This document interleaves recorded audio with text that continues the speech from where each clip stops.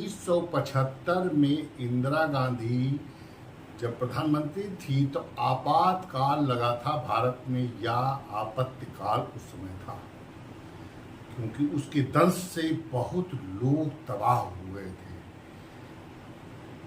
बहुत लोगों के बच्चे न होने के बावजूद भी उन हिंदुओं को नसबंदियां करानी पड़ी थी जो सरकारी कर्मचारी थे।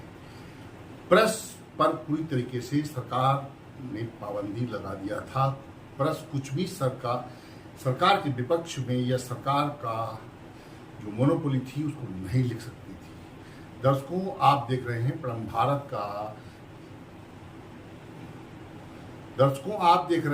भारत का खास शो ज्वलंत मुद्दा। आज ज्वलंत मुद्दा में मैं ये मुद्दा लेकर हाजिर हुआ हूँ कि 1975 को देश में आपातकाल था या आपत्तिकाल।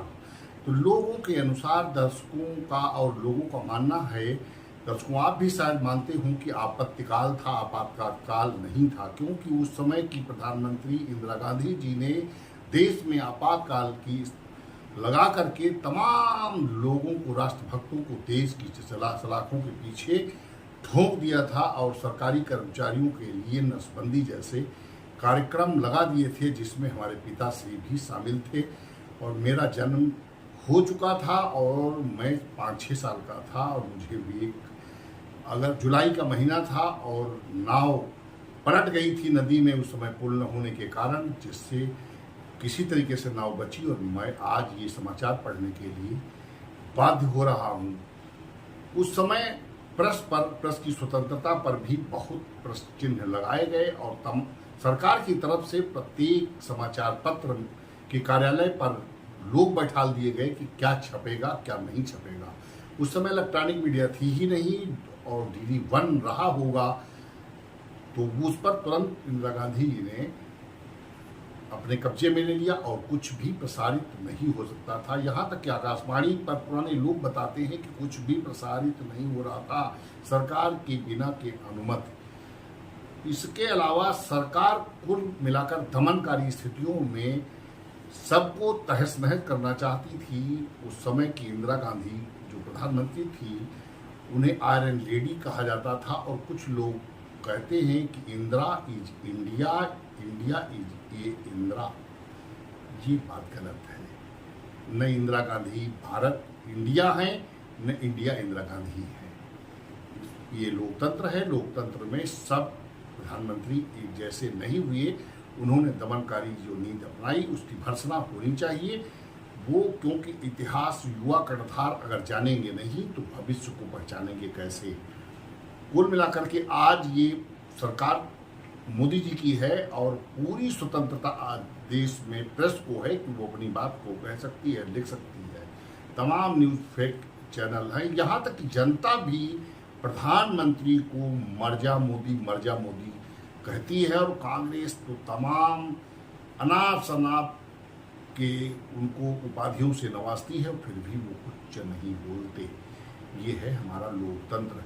उस समय जो समाजवाद का दम भरने वाले थी, जयप्रकाश नारायण चाहे वो लोहिया के समाजवाद का दम भरने वाले हों, मुलायम सिंह यादव जी और राष्ट्रीय जनता दल के अध्यक्ष लालू प्रसाद यादव जी भी जेल की सलाखों के पीछे रहे, जो अब सत्ता लोलुपता की चक्कर में जो कभी आपातकाल को आपत्तिकाल मानते थे, वो आज कांग्रेस के साथ गलवहिया मिलाकर उस आपत्तिकाल को विपत्ति काल नहीं, वो खुशहाल बता रहे हैं। ये लोकतंत्र का दुर्भाग्य है कि ऐसी पार्टियां सत्ता में आई और जिन पर चारा घोटाले तक का आरोप लगा और जेल की सलाखों के पीछे गए और आरोप सिद्ध भी हुआ। इस आयोजन को लेकर के भारतीय जनता पार्टी कार्यक्रम जगह जगह गांव-गांव कर रही है और लोग कार्यक्रम आयोजित हो रहे हैं। युवा पीढ़ी को बताया जा रहा है कि आपातकाल की स्थिति में आपत्तिकाल कैसा था। इसके अलावा उत्तर प्रदेश के मुख्यमंत्री योगी आदित्यनाथ जी ने कार्यक्रम आयोजित कर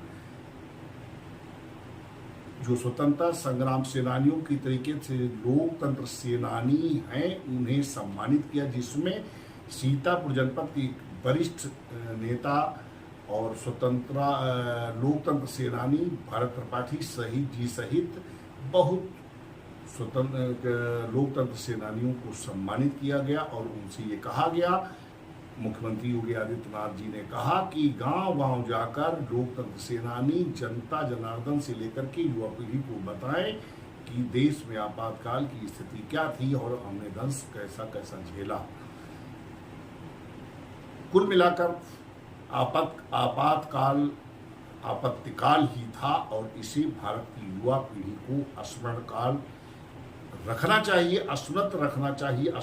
चाहिए कि ऐसे भी प्रधानमंत्री देश में हुए हैं कि जिनकी दमनकारी नीतियों के चलते जनता का जीना बेहाल हो गया था और उसके बाद जब चुनाव हुए तो जनता ने इंदिरा गांधी को साड़ से सत्ता खींच लिया और उन्हें हरा दिया।